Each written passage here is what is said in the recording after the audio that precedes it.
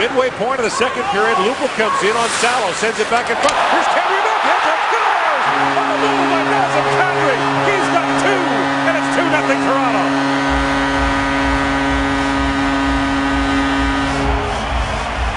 Thanks for the puck, but there it is again. Kadri in his own end, below the puck, with a soft chip from Gunnarsson for Lupo to get into it. And then how about that little dragon pull, quick hands, dancing Victor Hedman. Beautiful stuff from Nazem Kadri. Woo-hoo-hoo! And then gets Bishop down and out, puts it up and over him. What a move in full flight, no doubt about it. Finishes it cleanly. And Kadri 2, Lightning 0.